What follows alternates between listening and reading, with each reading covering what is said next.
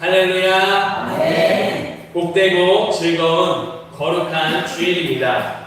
지난 한 주간도 회복을 위해 우리를 찾아오시고 세미한 음성으로 우리에게 말씀하시며 사명을 회복시켜 주시는 하나님의 은혜 아래 살다가 다시금 예배 자리 가운데로 나온 성도 여러분 한 분 한 분을 주님의 이름으로 환영하고 축복하고 사랑합니다. 아멘. 우리의 예배를 기쁘게 받으시는 하나님께서 이 시간 즐거이 춤추고 계시는 줄 믿습니다. 우리를 통해 기뻐하시는 하나님께서 하나님의 그 은혜와 사랑을 우리 한 사람 한 사람에게 꼭 필요한 은혜로 베풀어 주십니다. 그 은혜를 힘입어 새해 힘을 얻고 회복을 위로를 받고 삶의 자리로 힘있게 나아가는 이 시간 저와 여러분 모두가 되기를 주님의 이름으로 축복합니다. 이제 주신 말씀 신약성경 고린도전서 1장 18절로 31절 말씀으로 십자가의 능력 우리의 자랑이라는 제목으로 하나님 말씀 전하겠습니다. 지난 한 주간 가운데 우리는 안타까운 소식들을 많이 접했습니다. 집중호우로 인한 피해들이 곳곳에서 있었습니다. 특별히 이 호우로 인해 생명을 잃는 안타까운 희생의 소식도 들었습니다.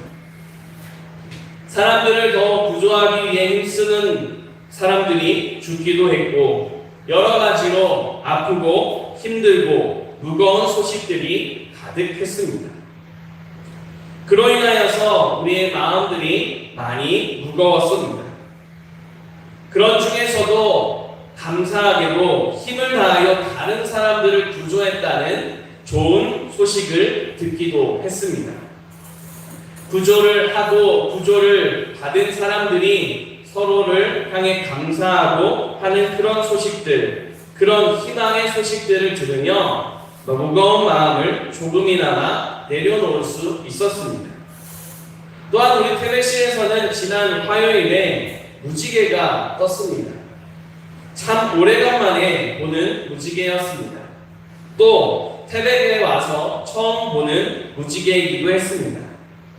아마 보신 분들은 또 보신 분들도 계시겠지만 혹시나 못 보신 분들이 계실까 하여 잠시 사진을 준비했습니다. 가만 보시면 정확하게 이게 반달의 원 모양을 정확하게 그리고 있는 선명한 빛이 있습니다. 사진으로 이것을 다 담을 수 없다는 아쉬움이 남을 정도로 밝고 빛난 아름다운 모습을 보여주었습니다. 약 10분 정도 이런 무지개가 뜨는 모습을 보았습니다. 무지개를 보며 노아를 생각했습니다. 시대에 모든 사람들이 악하고 하나님의 심판 가운데 놓였던 그런 시대의 노아를 하나님께서 구분하시고 그를 통해 위로를 또 그를 통해 회복을 이루셨습니다. 이런 노아에게 하나님께서 무지개를 보여주시며 약속의 말씀을 주셨습니다. 여러 안타까운 소식으로 마음이 무겁고 힘든 시간이 계속되었습니다. 그런 중에 하나님께서 위로해 주시고 또 힘을 주시는 그런 모습으로 다가왔습니다.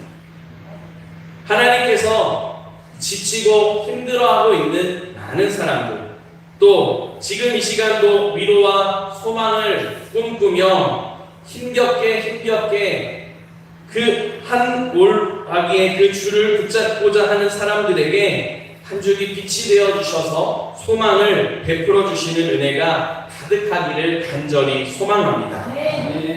그 은혜로 힘든 시간들을 잘 딛고 이겨가는 모두가 되고 또 저와 여러분도 하나님께서 주시는 소망으로 새 힘을 얻는 은혜의 시간이 되기를 간절히 소망합니다. 이제 하나님께서 우리에게 주시는 소망의 말씀, 희망의 말씀, 은혜의 말씀을 주십니다.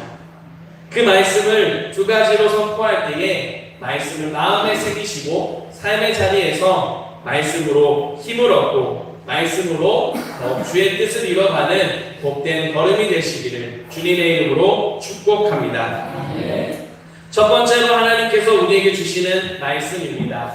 십자가가 하나님의 능력이고 지혜입니다. 네, 함께 한 목소리로 고백하겠습니다. 십자가가 하나님의 능력이고 지혜입니다. 오늘 우리에게 주신 하나님의 말씀인 고린도전서는 하나님께서 사도 바울을 통해 고린도 교회 가운데 편지한 내용입니다. 하나님의 감동을 따라서 고린도전서를 사도 바울이 썼습니다.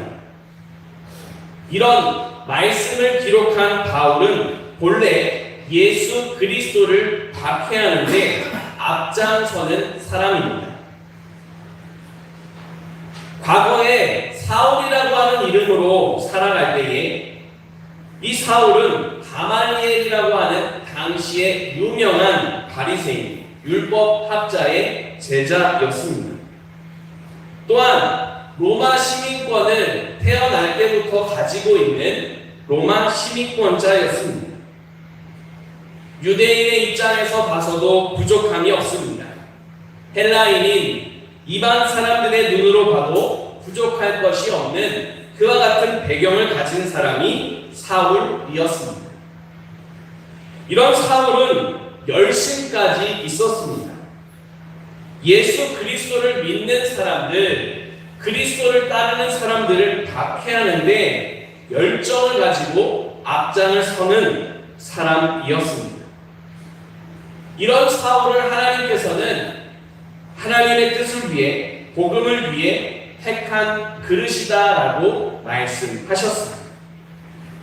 그 말씀을 이루시고자 하나님은 사울을 만나 주셨습니다.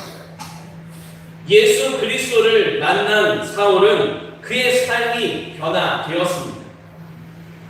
예수 그리스도를 믿는 자들을 박해하는데 열심이었던 그의 열정이 이제는 예수 그리스도의 복음을 위한 열정으로, 복음만을 내세우는 그런 귀한 열심으로 변화되었습니다.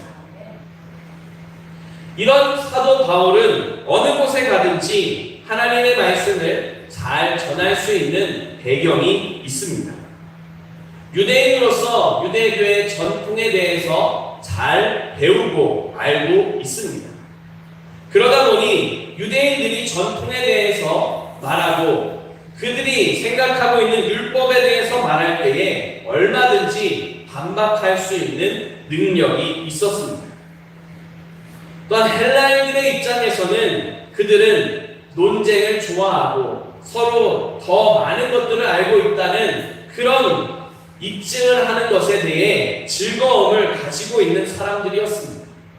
이런 사람들에게 예수 그리스도를 논증할 수 있을 법한 그런 능력도 이 바울이 가지고 있었습니다. 하지만 이 바울은 이 모든 능력을 사용하지 않았습니다. 다만 예수 그리스도의 십자가에서 죽으시고 부활하신 예수 그리스도만을 그의 삶을 통해, 그의 입술을 통해 선포했습니다. 이렇게 예수 그리스도의 십자가와 부활만을 말한 이유는 십자가가 하나님의 능력이고 십자가가 하나님의 지혜이기 때문입니다. 십자가가 하나님의 능력이고 지혜입니다. 하지만 당시 사람들에게 있어서는 십자가는 거리끼는 것이고 미련한 것이었습니다. 유대인들의 입장에 있어서는 메시아를 기다렸습니다. 그리스도를 기다렸습니다. 이 그리스도는 민족을, 자신의 나라를 승리로 이끌어서 구원할 수 있는 능력이 있는 사람으로 믿고 기다렸습니다. 그러나 하나님께서 바울을 통해 또 성경 모든 말씀을 통해 증거하시는 예수 그리스도의 십자가는 패배하고 저주를 받은 것처럼 여겨지는 모습입니다. 사람들은 이런 모습이기 때문에 메시아를, 또 예수 그리스도의 십자가를 인정하고 싶지 않았습니다. 받아들이고 싶지도 않았습니다. 거리끼리 일어나는 그런 십자가였습니다. 유대인들뿐만 아니라 이방인들에게도 마찬가지였습니다. 이방인들은 그리스도, 메시아, 하나님이 보낸 사람이다라고 하는 그 사람이라면 지혜로운 사람일 거다라고 하는 생각을 가지고 있었습니다. 누가 어떤 질문을 하든 다 답변해 줄 수 있는 지혜를 가진 사람, 반대되는 어떤 말을 해도 다 반박하고 하나님의 말씀이라고 하는 그것을 분명하게 보여줄 수 있는 사람이라고 하는 생각을 가지고 있었습니다. 그런 생각과 달리 십자가에 대한 생각은 정반대였습니다.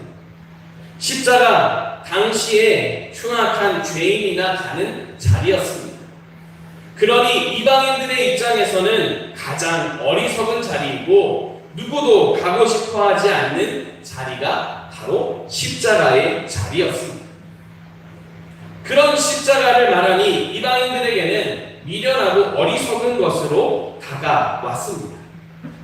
그것에 대해 듣는 것이 그지 그렇게 유쾌하지도 않고 즐겁지도 않았습니다. 이와 같이 유대인이나 헬라인들 모두에게 보면 십자가는 미련하고 어리석은 것입니다. 선택하고 싶지 않은 모습입니다. 그런 십자가를 하나님께서는 예수 그리스도를 통해 구원의 능력을 베푸시고 하나님의 뜻을 깨닫게 하는 지혜가 있는 역사의 자리로 사용하신다라고 말씀하십니다. 십자가가 하나님의 능력입니다. 십자가가 하나님의 지혜입니다.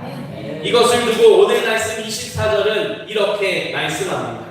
24절 말씀을 함께 한 목소리로 읽겠습니다. 오직 부르심을 받은 자들에게는 유대인이나 헬라인이나 그리스도는 하나님의 능력이요 하나님의 지혜이다. 우리가 믿고 따르는 이 기독교 안에는 역설적인 면이 있습니다. 대표적인 역설 가운데 한 가지가 죽어야 산다라고 하는 사실입니다.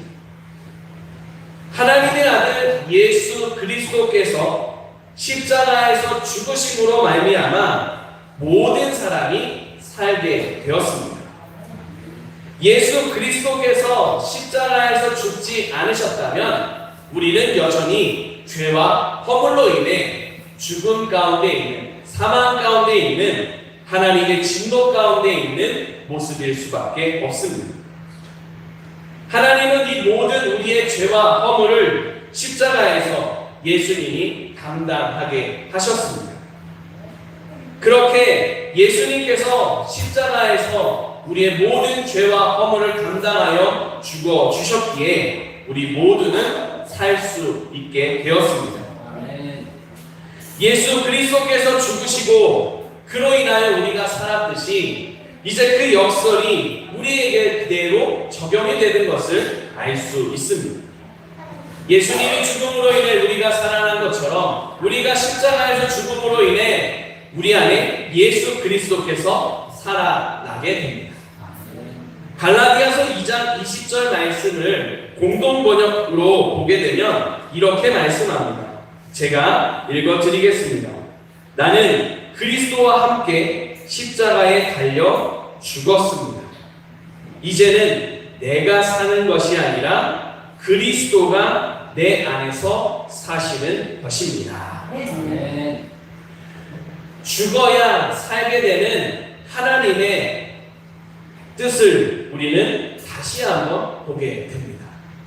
예수님이 십자가에서 죽으심으로 우리가 살게 되는 하나님의 능력이 나타났습니다.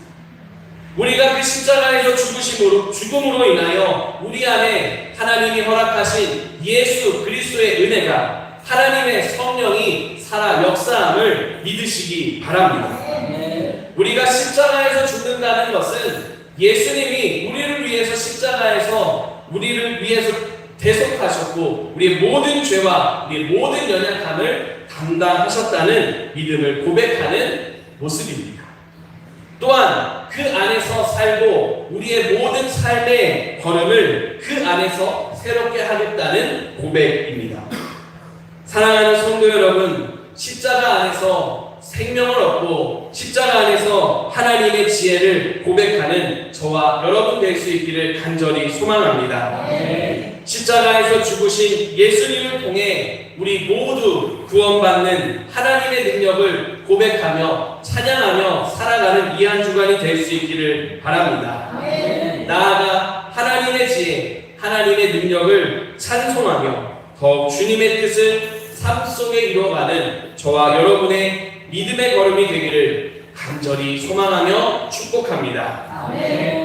두 번째로 하나님께서 우리에게 주시는 말씀입니다. 주 안에서 자랑하라. 아멘. 다시 한번 우리 함께 한 목소리로 고백하겠습니다. 주 안에서 자랑하라. 아멘. 유대인이나 헬라인이나 십자가를 능력으로 생각하지 않았습니다.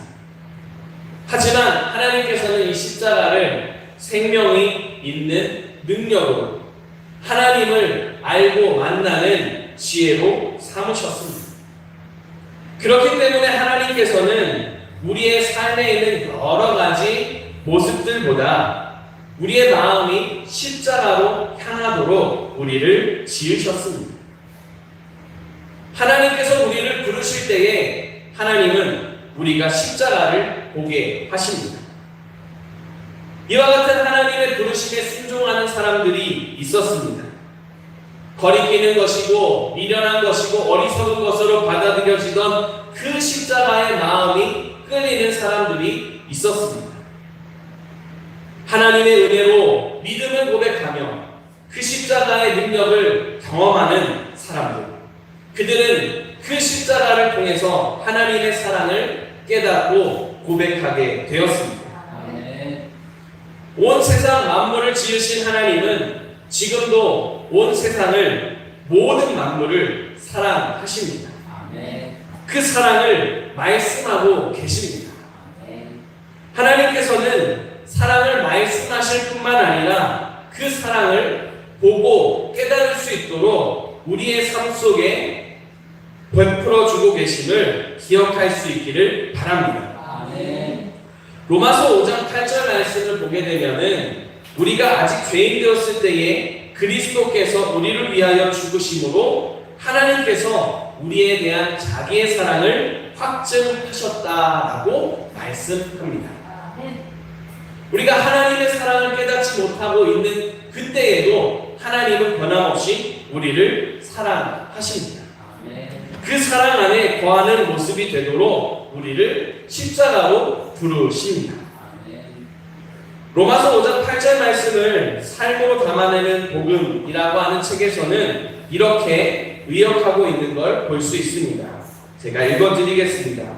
우리가 아직 다른 이들을 향하여서 정의롭지 못하고 하나님을 향한 사랑이 없을 때에 그리스도께서 우리에게 정의와 사랑을 회복시켜 주시기 위해서 우리를 위해서 죽으심으로써 하나님께서 우리에 대한 자기의 정의와 사랑을 입증하셨다라고 되어 있습니다. 우리가 하나님의 사랑을 깨닫지 못하는 그때에 하나님의 사랑을 고백하고 하나님의 사랑 안에 살아갈 수 있는 믿음을 회복시켜 주시기 위해서 십자가를 허락해 주셨습니다. 하나님은 이 십자가에서 하나님을 향한 사랑을 회복시켜 주십니다. 그 결과로 우리에게 주어지는 일은 하나님을 향한 사랑, 그 사랑을 우리가 고백하며 살아갈 수 있게 하십니다. 그 모습을 오늘 말씀 31절에서 이렇게 말씀합니다. 우리 함께 한 목소리로 읽겠습니다. 기록된 바 자랑하는 자는 주 안에서 자랑하라 함과 같게 하려 합니다. 하나님께서 주 안에서 자랑하게 하셨습니다. 십자가를 통해 회복시켜주신 그 사랑을 자랑하게 하셨습니다. 한마디로 정리하자면 예수님을 자랑하게 하셨습니다. 이 말을 다른 표현으로 해보고자 합니다. 예수님을 자랑하는 모습은 우리의 삶의 가치의 기준들, 우리의 삶을 바라보는 그 중심을 예수 그리스도로 생각한다라고 하는 표현입니다. 우리의 삶의 자리에서 무엇을 하든 무엇을 바라보든 예수 그리스도의 시각으로 바라본다라고 하는 겁니다. 우리 각자를 바라보는 시각도 예수 그리스도의 시각으로 바라보는 겁니다. 당시 유대인들의 관점으로 바라봤을 때 그리스도인들은 그렇게 문벌이 좋은 사람들이 아니었습니다. 당시의 사람들이 말하는 귀족들도 아니었습니다. 그렇게 부귀가 있는 사람들도 아니었습니다.